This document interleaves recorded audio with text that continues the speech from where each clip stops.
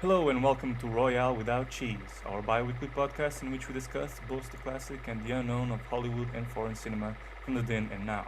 We are your hosts, me, Tomás Ferreira, Leonardo Miranda, Hey, hey, hey. and Miguel Aido. What is up? Three filmmakers in informal dialogue with a film review each episode. As part of our program, or should I say, frolicking, reviews in both English and Portuguese will be available for different listeners. Today's episode will be in English and we'll be having a go at Ernst Lubitsch's Trouble in Paradise. Portuguese speakers can head to the Portuguese labeled content section. Now sit back and hope you enjoy.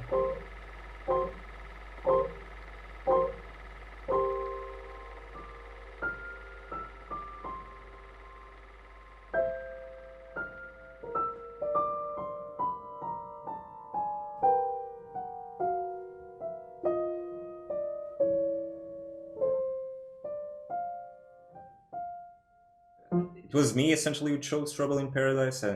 I think Trouble in Paradise sits like at the middle point of his career.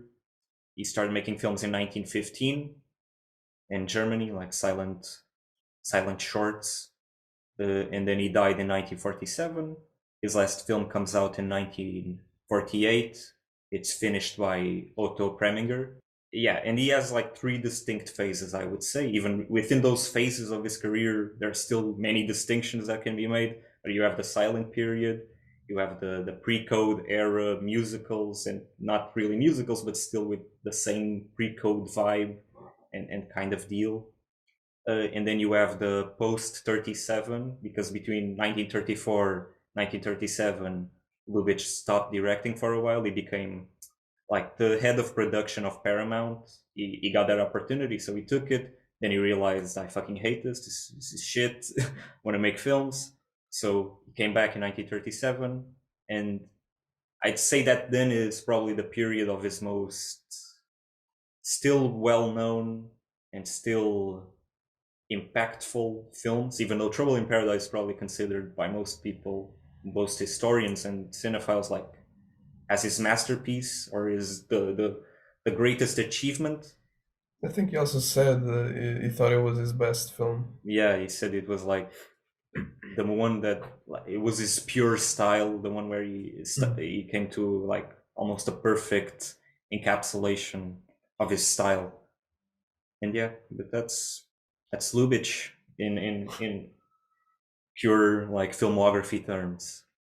What did you guys think of it? Well, I really enjoyed it. I mean, I said this to Tomas yesterday. I think it's probably the funniest film I've seen. That is from this time. I mean, usually it's not that old comedies are bad or anything like it, but sometimes it's a bit harder to connect to these films, especially comedies, because they're so um, stuck in time sometimes.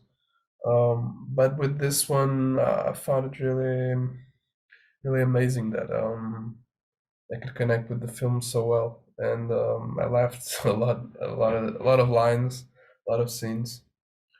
Yeah. What about you? Much. Dame. Dame. Well, I think that really one of the biggest strengths of the film, let's say, yes, one of the biggest strengths of the film, if not the most interesting component of the film to me, it's not entirely the mise en scène in terms of innovations or even the plot itself, but how the acting functions in the way of humor. And this is the irony, the specificity of behavior, the misunderstandings or double meaning of words. I think that's where the film really shines. And in that manner, when we are talking about subtlety, in films and the achieving of subtext, I think in the way of humor, this film is a really great example of that.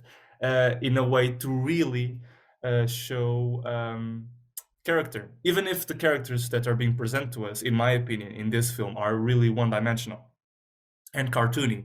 I mean, Gaston Monescu. It's the name itself is very mustache twirling thief making blood in my blood, and you know, and it's cartoony in its way.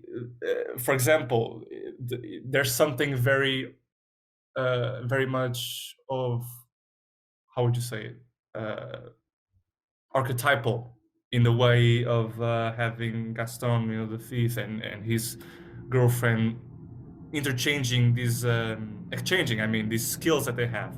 Oh, I stole this from you. Oh, I know. Or did you forget your wall? Just kind of this little sharing. But it's so charming the way that the actors present this, and probably was one of the first times in cinema that we've seen this kind of uh, what would be the word for it? I don't know what you mean. Like this charming change of skills that are clearly condemnable. Oh yeah. So the amorality. exactly, the morality, but they're treating it completely, fine, like it is indeed, conversation that you would have daily, and they're just, they're amused. That's it. That's the word. I think there's a really natural amusement what they're doing, and how they're knowing each other through the thieving, but it's a very archetypal situation of how thieves would behave themselves. They would exhibit their own skills to one another and each other, especially if they are friends, or in this case lovers. And it's that situation. Why do I call it archetypal? Because nowadays you feel like you have seen this in some other media. It's in the collective conscience, I mean, of everyone else. I mean, I've seen these two having a go at each other. These two has in the role of two thieves, kind of stealing from each other, and winking at the audience and pulling this little wallet from their under their sleeves.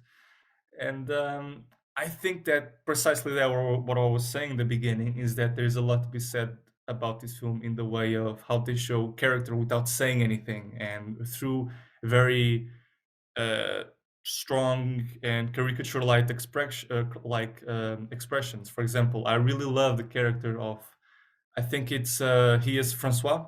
He's one of the lovers of Madame Colet, or Mr. Philippe. That's the same name. Yes, Mr. Philippe or Francois, as the he's major. called.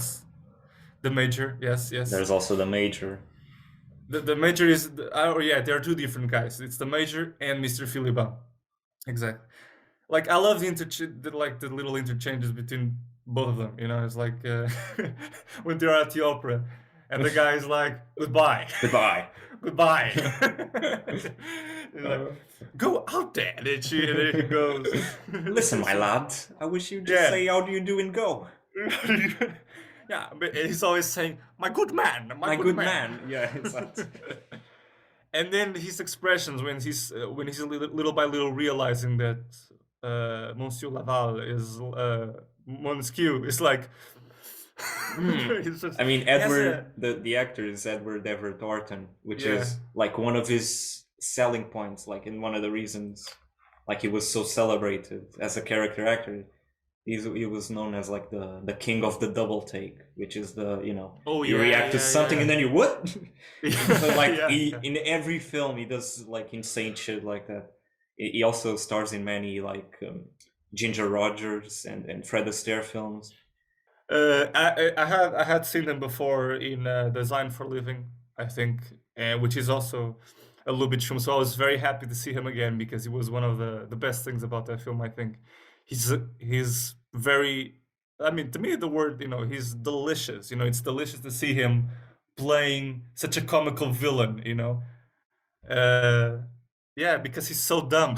So he's an idiot. He's an idiot. So he's really skillful at being an idiot. That's how appreciative I am of him. It's that in my mind's eye. Yeah, I think when he was hit in the head, he probably got some damage, brain damage. Very likely. I would say that I disagree with you like you say that the characters are very one-dimensional. I agreed with you the first time I watched the film. I was like, yeah, this is all very like surface level. But the more I rewatch it, the more like I think I was coming from a perspective like from a drama a drama film, and that's how I associate perspective, like depth. But this film, like the depth comes from comedy itself. It's all in the comedy, even though like there's underneath the surface there's like a dramatic element of, you know, like a guy falling in love with two women and like feeling sort of guilty but not really about stealing, but you know, it's all very, it all remains in the realm of comedy, and it doesn't really leave that. It just hints at little more like more a certain moral conflict within characters, but it's all very light and smooth. And so it's, I think it creates this like deceitful nature that you think, oh, this is all like, it doesn't matter, or it's the characters um, are caricatures. Where the more I watch it, I don't think it, like, especially by the end when you see Kay Francis, the character Madame Colet, like looking at the door after Gaston leaves to go after Marion Hopkins, which is Lily, right? And he keeps the camera on her looking at that door, at the closed door, for a while, and he lingers on it like more than you think. And I think it like you do feel for that character, for the rich woman, for a minute, because like she, you know, she's kind of disconnected from the real world. She found this guy and he seemed interested in her, but after all, it's all the money that he cares about. Everyone only cares about her because of her money. And so I do think there's a way to it. Yeah, and there's also, I mean, you talk about the end and the third act. You know, you also feel that sort of sorrow for Gaston when he's talking to Mariette, when they're at the window and he's saying, you know, just because, you know, this guy, you know, is in a family and, you know, you're gonna excuse him, but when it's me, you're not gonna be the same, you're gonna have the same attitude. So, I mean, and you understand his point. So, I think there's more to be said about these characters. And I agree that the acting really does go a long way, but I mean, really, just I think the plot is more complex than meets the eye. I'd say, I agree. I agree. especially towards the end. Probably it's a symptom, like you say, of being a first watcher of the film. So yeah, but I totally understand. I find interesting to see it from that angle of the depth is totally from the comedy, which has many layers. And in fact, when we talk about it, we talk about that element itself, the comedy, and how many layers it has. But it's interesting to link the comedy to the manifestation or expression of the drama that may be in the Yeah. film. I would say like a scene that is most emblematic of that, like that perfectly encapsulates the feel that towards it's throughout the whole film. It's like the scene where he orders the flowers. He's like, and make it for, you know, for the late Monsieur La Valle, right? So he's like, he's dead, but he's not dead. But then at the end, he says, like, who should you? They ask, so who should you charge it for? And he says, oh, Right. Madame Colet, of course. So it's like he's like connecting to her and saying like, I enjoyed my time with you, whatever. But at the end, it's still the money. There's still the comedy at the end, like showing the tongue-in-cheekness that Lubitsch always brings. And I think the this film, timing, it's the yeah, timing exactly, of that line.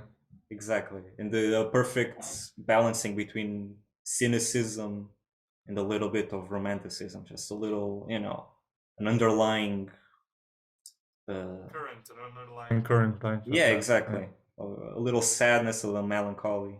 Yeah, It's an interesting example because, yeah, most times where there's an inkling of drama, you have, you know, scenes like those were kind of interrupted by a bit of comedy at the end or some cheeky line.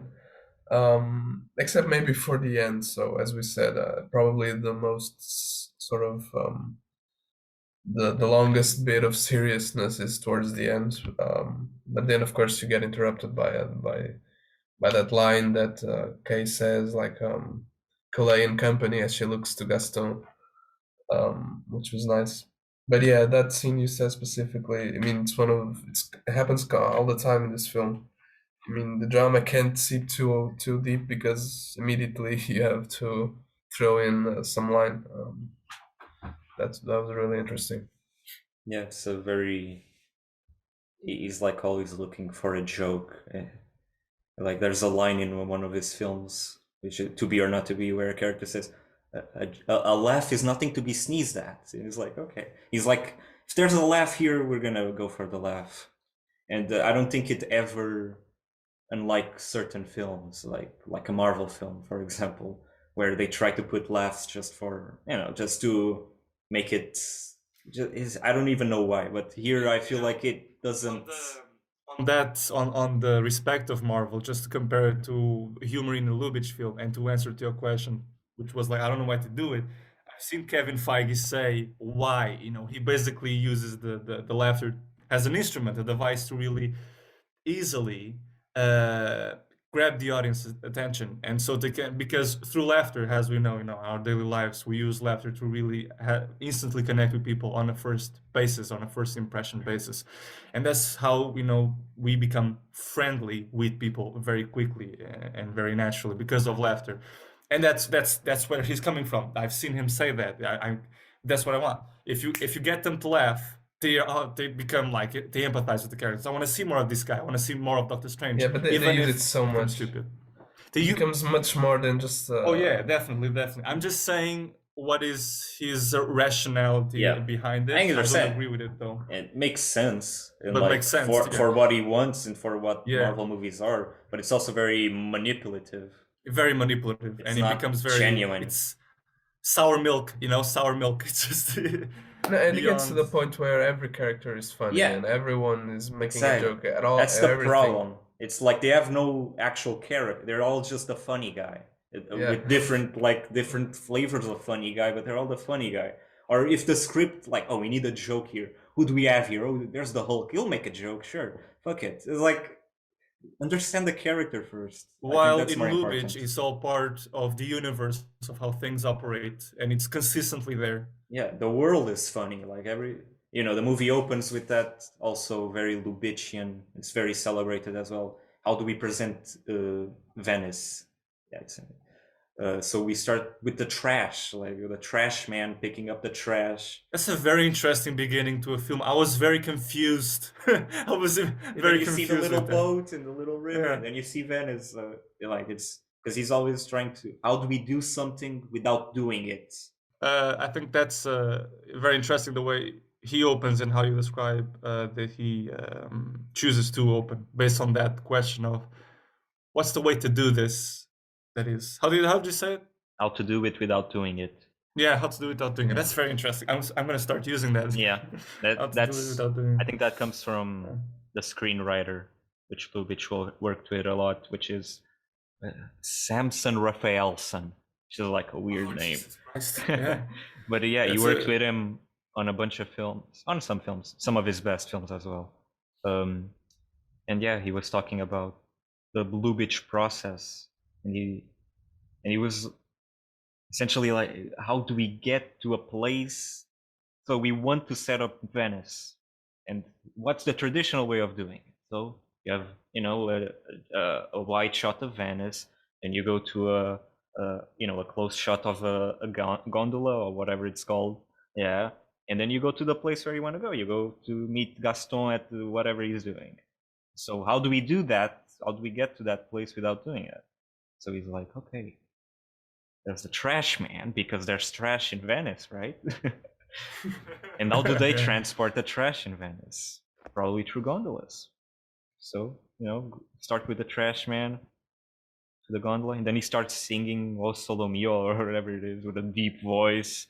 But like everything, immediately you're like in this like the cheeky nature of a Lubitsch film. Yeah, and I think as per the ambition of the mise en scène at certain points, I am surprised in the sense that, for example, in Venice, now we were talking about it, there's this very long shot from one balcony to the next of the scene of the crime where Around the Francois, building. yeah, where Francois or Mr. Philiban is left, to where Gaston is, and it has cuts in between, but it's funny to see that this is probably one of the earliest examples of a long shot, and around this building, which of course you can see the machinations behind it, the cuts, the model, but you will really appreciate the ambition in trying to do it, And it really also implies something that is very funny to me, because you could almost say that the shot has a certain chronological continuity in terms of what is the temporal aspect, the time aspect of the shot, which means that by the time you come to Gaston, he's there on the balcony. Of course, he's there on the balcony. But when you think about it, you have just come from a scene where you see Gaston, this mysterious man, leaving the scene of the crime, and suddenly go around the building, and you have this completely natural man. Oh no, I didn't do anything. I'm just, this some other socialite. So you will never connect the two. But the shot is clearly, I don't think it's an ellipsis. It works as something that is continuous. So what I mean to say is that the very narrative and technical device of the shot works in the sense of the comedy. Just to say that these two people, although it sounds that they are the same person because they feel to be the protagonist, they are different. The robber and this high socialite we come to see now. But then, by way of the story, you do understand that they are the same person. Yeah, I also think I didn't notice on the first time I watched, but when the one was like, yes, Baron, hello, Baron, whatever. Like when he, by the end of that scene, he picks up a little, like a leaf, and it's like, oh, okay. Like, the first time I watched, I didn't realize that's essentially Lubitsch confirming, like, yeah, this was the guy who jumped from the balcony into the trees. Yeah. And I didn't realize that. Yeah, the first time I watched, I was like, what? Who cares? It's just a leaf. Why are you showing this? Yeah, but yeah, that's a pretty interesting detail. Yeah, he's very attentive to details. Yeah, perceptive. Yeah, very perceptive man. And yeah, in regards with the filmmaking, I think Lubitsch is a weird one because, especially Designed for a Living, for example, which is a film I don't care much for. I like it, it's good, but it's not one of my favorites at all from Lubitsch. No, I didn't have a great reaction to it neither. But the frustrating thing about Lubitsch is that it all seems very simple, just a bunch of medium shots a lot of times, two people talking front to front. Not great depth of field exploration. Yeah, not a lot of depth of like, field. But there's also he seems like he's doing more than that, because there's I don't know, you watch the film, it seems so complex, the relationships and the way he jumps around from place to place a lot of times, to a point it's kind of annoying to me, because what are you doing? How are you doing, how am I so impressed with the filmmaking, but at the same time I'm looking at it and it seems so mundane. Although Trouble in Paradise it does have a lot of flair in a lot of times, like the shot with the clock, where you stay on a long time with the clock. Exactly. Like I was just mentioning, mise-en-scène ambition, and that's one other thing that I find interesting, just to show the progression of their relationship over a night. Are they not going to have sex? That's kind of the question. And it's all shown through clocks and where they go and how they come back to the house and did they have dinner or not. Or for example, in the way of behavior specificity, the acting in the sense of humor and innuendos and the subtlety. You have also Mariette, I think, Gaston's girlfriend. They arranged to flee on the next morning because Mariette is Madame Colet, but they arranged to flee on the next morning because Francois is just about to figure it out. So it's right about the time that Gaston is having the dinner and going out with Madame Colette, and he never picks up the phone. And so you have this alternate, this parallel montage, this parallel editing, really, of her just backing up very quickly. And the moment that he does not pick up the phone, it's not like she becomes paranoid. She becomes paranoid, but very quietly. She starts sing-songing, like la la la la la. And you see that she's really worried, and she's just kind of soothing herself, not. And it's kind of funny at the same time, I think within character. He gets you to laugh or to smirk without saying anything, just with behavior, which I found. Exactly, yeah. I love that scene as well. Very sweet. I think it's like very a quirkiness that is very specific, but at the same time functions very well. I don't know if you remember the scene of Jacques going up and down the stairs. Just sort of mumbling. Can't really tell what he's saying. Just it's great. It's great. Yeah. That's like great. 5 times. It's really good. Yeah. Oh my god. Because by the fifth time, you're already saying he's gonna do it. He's gonna do it, and he starts doing it. It's great.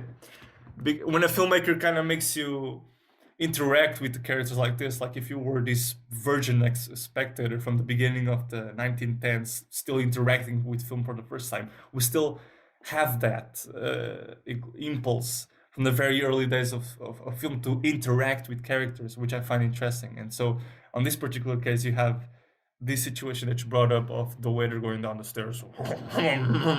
I start already guessing that he's gonna do it. I mean, Anyway, and I don't really know the history of gags, of running gags, but I mean, this is like almost a precursor because, in small bits here and there, you got characters doing this same thing comedically that then the audience really connects with and interacts with. And I mean, again, I don't know how often this happened before, but I mean, this happens a lot in this film. Yeah, yeah, that it happens, especially Keaton and Chaplin. Chaplin is very important influence on Lubitsch, especially there's one film from Chaplin which is A Woman of Paris, which is like it's the least, not least, but like one of the least Chaplin films of Chaplin because it's a 1923 film, does not have Chaplin at all. He's just he has a cameo like a Hitchcock type, but not really. It's more of a melodrama. Not really. It's hard to describe. Essentially about a woman, a poor woman who goes to Paris and starts hanging out with the high society, and she becomes sort of disconnected from her more humble beginnings. But it is very Lubitchian. You watch it, and I was like, okay, I totally understand why Lubitsch references this as like the film that sort of started to push him in a different direction than from his initial silent German films, which were much more explicitly sexual, and he started going towards something a bit more, looking at implying innuendos and yeah, implying yeah. also taking these like the bourgeois society or whatever and looking at them comedically, but with that that subtlety that he does. But yeah, the film has many running gags for Trouble in Paradise. I love the in times like these. 300 francs. Well, now you get 350 francs. All right. Oh, you're so sweet for words. And then she goes away. It's just the laughter, the lengthiness of it, and how she exaggerates. It's very funny. And you guys remember that line? It's when when she's interviewing people that might have her bag, and there's this guy that appears The Trotsky. foreign, yeah, and he goes like "fooey, fooey," and then Gaston replies something like "his fooey is worse than his bite" or something. I mean, one of the things in terms of character, which I find interesting. Well, you did mention Jack has a running gag that you liked, Miguel. I think one of the interesting things in terms of mise en scène is also how he goes back to the stairs as a device to show uh, Gaston's mean deeds. It's always he's between two realms of the hidden rooms, the master planning and being with the socialite life down below the parties where he never quite is. It's always shows him kind of running in a hurry, up and down.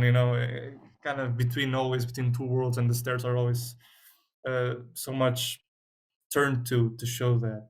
And the other interesting thing is the first encounter with Madame Colette in terms of character, because you see him constantly appearing and disappearing. He turns to him, she turns to him, and he's not there anymore. Or when she's not looking, she's kind of looking behind stuff to see a safe. So yeah, I find that very interesting. Yeah, and I just remember something from my notes, but we were talking about gags and stuff like that. But even directing wise, if you think about it, I mean, the whole play with the doors. One is Gaston's room, the other is Mariette's room, and you have that constantly playing where you don't really know who's gonna come out of which door. Um, more towards the end, and especially when Jack comes in and he's always confused, like, okay, who is here now? That's interesting as well. Doors in general and Lubitsch are essentially his trademark. Is the door. Like, one of the most recurring things, and one of the clearest. When you watch a bunch of Lubitsch films, you're like, this man loved the door. So, the fuck is wrong with you? Because he's always shooting doors. But the door, essentially, it's like he loves the doors because of what happens behind the door, what happens behind the, in the bed. I think also one interesting connection between what we're about to talk about as well, between this film and Dazed and Confused, is the music and how the music plays into bringing.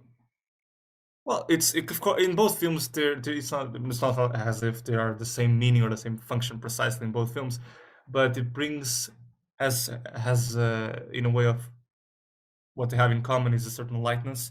And in the case of, more specifically, in the case of Trouble in Paradise, the music functions, I think, to the intentions of Lubitsch, as something that is very much part of the comedy and the caricature and the exaggeration. Because in these films of the first half, well, the classical Hollywood mainly, you would have a lot of classical musical and music and orchestration going along with both dramas, melodramas, other genres, well, mainly those, and that will be it essentially. There's not much variation here. I think you still have that, but I would like to think that Lubitsch is intentionally using the music in such a way that it is comedy. It is, I mean, you have these highs and lows with characters' expressions, and Francois is or Mr. Philiban is such a great example of that. When he is talking with the Italian police describing this man, they are more interested about his tonsils than the actual crime.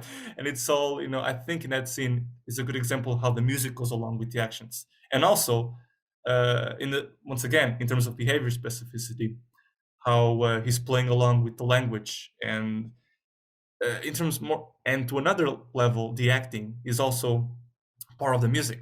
The acting and the voice range of these actors is so much part of what is the humor of the film, and the music as well.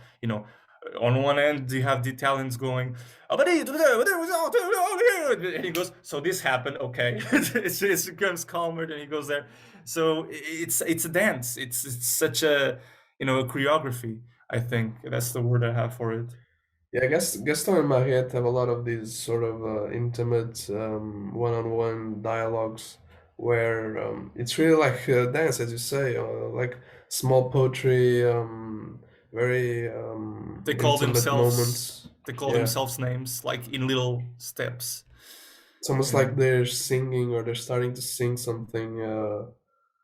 And again, as you said, the voices really help, so they have a lot of great control of dynamic range in terms of how they place their voices. I mean, it's really interesting to see. In that regard, like the whole film is like they're essentially role playing, especially the Lily and Gaston. There's that whole performative thing of them, enacting a role, and how the film, essentially all this is like, so you have the thievery, right? You have the role playing itself of them pretending, then you have the sexuality, and everything is connected. Like when Lily and Gaston, they're like stealing from each other playfully, like that's essentially a sex scene without being a sex scene. Or when he steals from Mariette, like when he Lubitsch is very dirty minded, clearly. So like there's the whole thing of putting the hand inside the purse or putting the hand inside the the safe, like And even the money in the safe is a sex appeal. Next week comes more sex appeal. exactly. So everything, yeah, money, sex, and the act of robbing itself, everything is connected in that sense.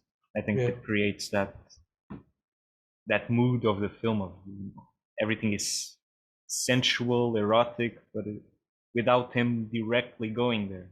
Because one thing I want to talk about is like, so this is a pre-code film, but for Lubitsch, I feel like that doesn't really matter in terms of sexuality, because if you watch even his post-code films, it's more or less the same thing. Like he gets his point across pretty well, very directly.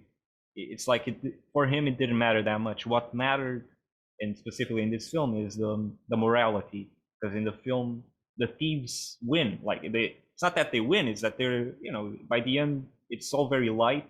They're back together, they get away with most of it, and they're not really punished. Especially, the code would say that the woman specifically would have to be punished for her bad deeds, for being like that. And Marion Hopkins and Kay Francis specifically, like, they were very emblematic of the pre-code era, especially Kay Francis probably, to the point where they, after the code came into action, she specifically sort of suffered in her career, because she was very much like a symbol, not a symbol necessarily, but she was emblematic of those very sexual films, very forward thinking in terms of what a woman can do and be. Their sex appeal is there explicitly, without being just an object of desire for men.